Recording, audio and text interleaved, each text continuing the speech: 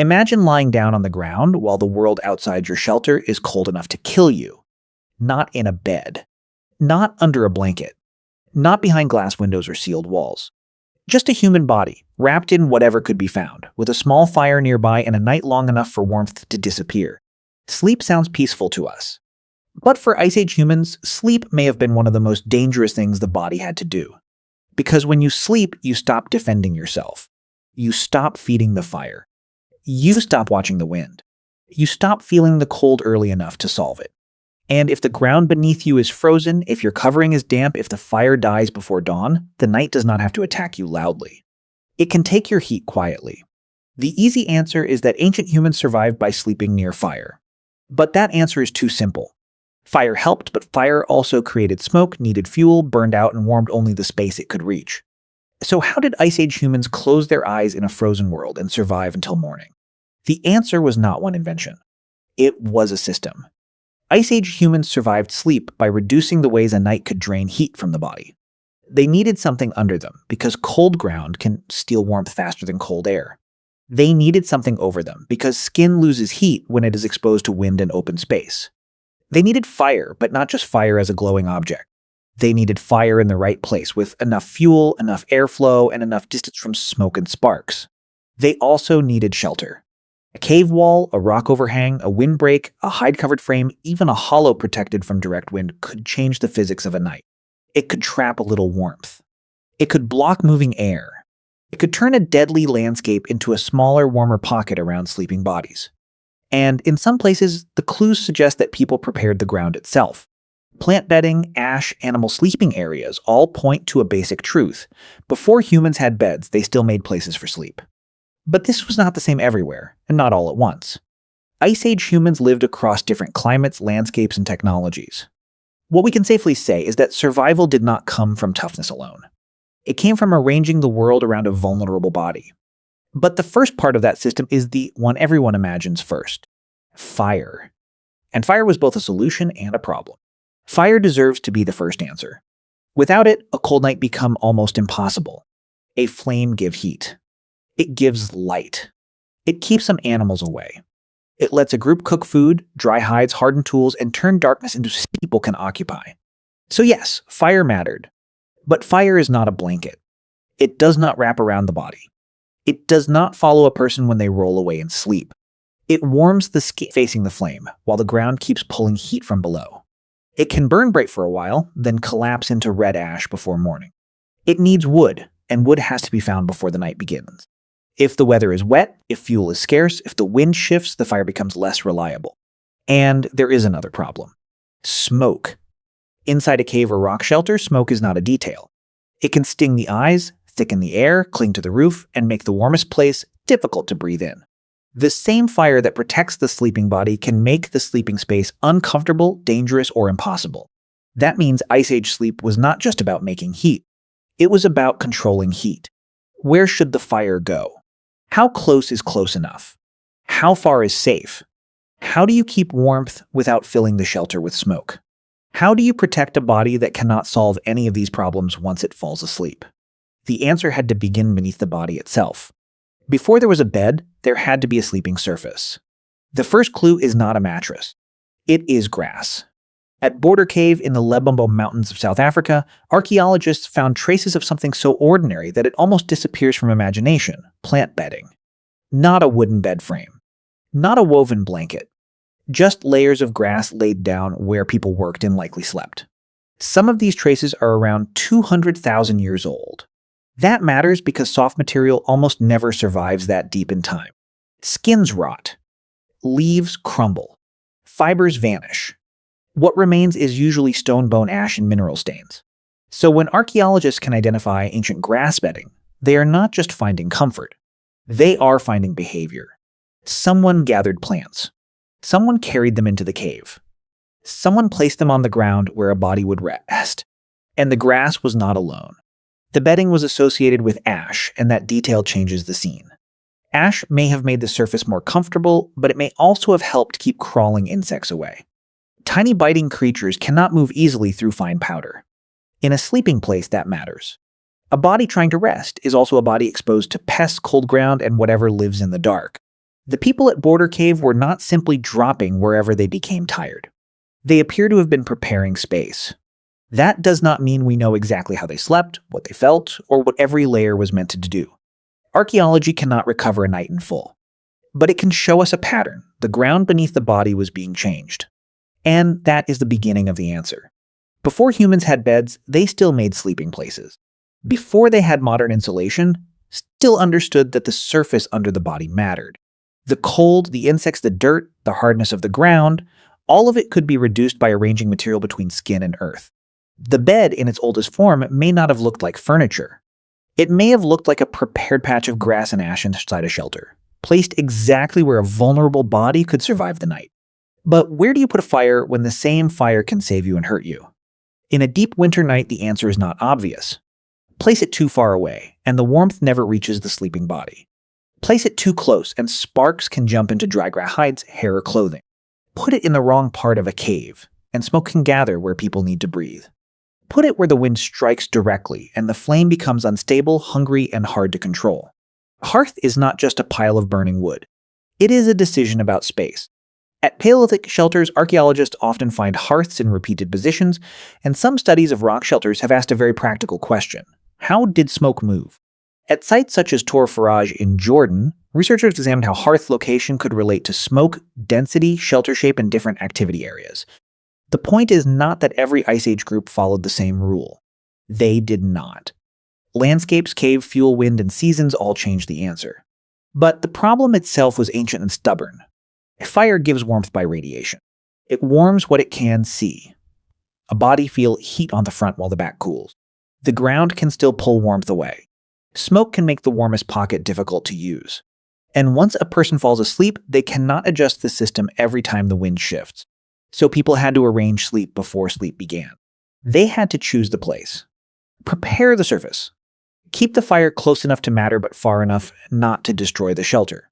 They had to understand, even without scientific language, that warmth moves smoke, air moves, and a sleeping body does not. This makes fire less like a miracle and more like a tool that demanded intelligence. The night was not survived by flame alone. It was survived by placement. The next layer had to move with the body. A fire stays where it is built. A cave wall stays where the landscape puts it. Grass bedding protects the place where a person lies down. But an Ice Age human still had to sit, crawl, work, shiver, turn over, and sleep through changing air. That is where animal hides and clothing become part of the night. We should be careful here. Very little clothing survives from deep prehistory. Hide, sinew, fur, and plant fiber usually disappear long before archaeologists can find them. But tools can survive. Bone awls, scrapers, and later-eyed needles suggest that people in some Paleolithic communities were not merely draping skins over themselves. They were modifying, piercing, joining, and shaping material. For sleep, that matters. A loose hide can cover a body. A fitted covering can hold warm air closer to skin. Fur can trap pockets of heat. Layered material can reduce wind exposure. And when a person turns away from the fire or when the fire sinks low before dawn, the warmth closest to the body becomes more important. This was not fashion in the modern sense. At least at first it was physics. A sleeping body loses heat into air, ground, and open space. Anything that interrupts that loss, grass beneath above, fur around, shelter behind, changes the odds of morning.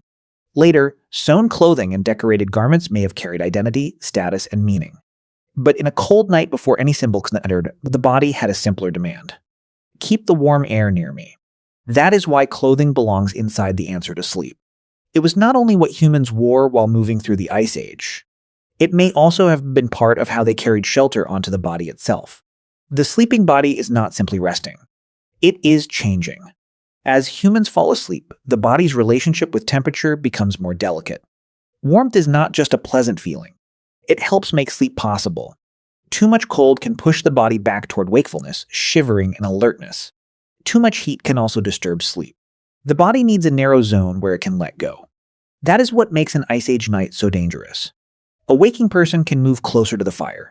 They can pull a hide tighter. They can shake numb hands, add fuel, change position, or warn others. A sleeping person cannot do those things well. Sleep lowers the body's ability to answer the world quickly. It turns a thinking hunter, gatherer, parent, or toolmaker into something far more exposed, warm flesh, losing heat in the dark. This is why the idea of a microclimate matters. The goal was not to heat the whole landscape. That would have been impossible. The goal was to heat the small envelope around the body, the air trapped under a hide, the space between grass and skin, the pocket near a cave wall, the shared warmth between people lying close enough to matter. In that pocket, sleep had a chance. And this is not only a human trick. Many mammals seek nests, dens, burrows, body-curled posture, or sheltered places before sleep. The need is basic: reduce heat loss before the body becomes less responsive. Ice Age humans did not escape that animal problem. They solved it with human tools: grass, ash, fire, hide, shelter, placement, memory. Each night, the same question returned in a different form. Can we build a small enough world for the body to stop fighting? Now imagine the work that had to happen before anyone could lie down. A safe night did not begin at night. It began while there was still light enough to see. Someone had to gather fuel before the cold deepened. Someone had to keep useful grass hides or plant material dry. Someone had to notice where wind entered the shelter, where smoke would collect, where sparks might fall, where the ground stayed damp, and where a body could lie without losing heat too quickly. Nothing about this was effortless. Wood is heavy when people are tired. Wet fuel smokes more than it burns. Hides can hold moisture. Grass can rot, attract insects, or catch fire. A cave floor can feel solid and still pull heat out of bone. A shelter can block wind from one direction and fail from another. And outside the small circle of human control, the Ice Age night kept moving. Cold air moved. Animals moved. Hunger moved. The group had to make decisions before darkness removed choices. How much fuel could they spend tonight? Who needed the warmest place? Where should children, the injured, or the weakest bodies sleep? Was it safer to keep the fire high or to let it fall low and sense wood for later? If someone stayed awake, that person paid for everyone else's sleep with their own exhaustion. This is why sleeping was not passive. It was the final act of a day's planning. By the time bodies laid it down, the night had already been negotiated, with fire, ground, smoke, wind, fuel, and other people. The shelter did not have to become warm like a modern room. It only had to become less deadly than the world outside. That small difference could be everything. A few layers of grass, a dry hide, a wall against the wind, a fire placed carefully enough to warm without choking, another body close enough to share heat. Morning depended on details like these. When everyone sleeps, everyone becomes vulnerable at the same time. That is the strange social problem hidden inside a cold night. A group can hunt together, gather together, carry tools together, and build shelter together. But sleep is different. Sleep asks the group to surrender its awareness. It creates hours when eyes close, hands loosen, and even the strongest person becomes dependent on arrangements made before darkness. So warmth was not only a physical resource. It was a social one. A place near the fire was not just a warmer place. It could be the safest place. A dry hide was not just material. It could mean the difference between real rest and a night of shivering. A sheltered corner, a place away from smoke, a body close enough to share heat, these things had value because they protected the helpless hours. And that value had to be organized. Maybe the youngest slept closer to the center. Maybe injured bodies were given better covering. Maybe elders, parents, skilled hunters, or people with status received the safest positions. We cannot know the exact rules.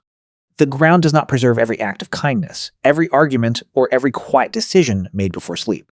But we can see the deeper logic. No one survives repeated cold nights alone for long. Sleep turns biology into trust. It forces bodies to rely on other bodies. It makes warmth something shared, guarded, negotiated, and remembered. A group that could manage sleep could preserve strength for the next day. A group that failed might wake weaker, colder, slower, or not at all. This is where the answer becomes more human. Ice Age people did not merely sleep near fire, under hides, on prepared ground, inside shelters. They slept inside relationships. Someone gathered the fuel before another person needed it. Someone kept a child warm before that child understood danger. Someone's body became part of someone else's insulation. The night made cooperation visible. And in that small circle of heat, survival was not only a matter of technology. It was a matter of who was allowed close enough to be warm. But the warmest place was not always a symbol of kindness. It may also have been a symbol of value. This is the uncomfortable part of the story. When heat is scarce, warmth becomes something that can be given, withheld, earned, defended, or taken. A place near the fire is not just practical. It can become power. A dry hide can become privilege. A sheltered corner can become a decision about whose body matters most when the cold arrives. We should not pretend we know the rules of every Ice Age group. We do not. Archaeology rarely preserves the argument before sleep, the exhausted compromise, the person pushed to the edge, or the quiet mercy of making room. The evidence can show prepared spaces, hearths, tools, shelters, and repeated human presence. It cannot tell us the moral temperature of every night. But it can warn us not to make the past too beautiful. Cooperation was real. It had to be. Repeated survival in harsh cold would have been difficult without sharing labor, space, fuel, and body heat. But cooperation does not mean equality. A group can care and still rank people. It can protect children and still exclude outsiders. It can share warmth and still decide that some bodies deserve more protection than others. Cold makes tenderness visible. It can also make power visible. So the Ice Age sleeping place was probably not a peaceful circle in every story. It may have been a space to status, need, and negotiation all at once. The same fire that gathered people together could also reveal who stood at the edge of belonging. That makes the answer deeper, not darker.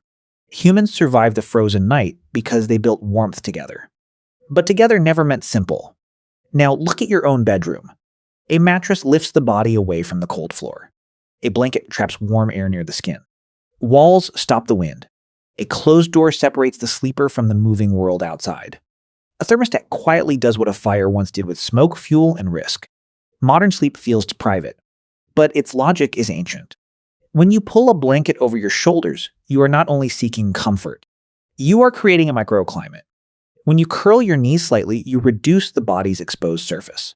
When you choose the side of the bed away from a cold wall, when you wake because the room is too cold, when you cannot relax until you feel covered, your body is still negotiating with the same problem.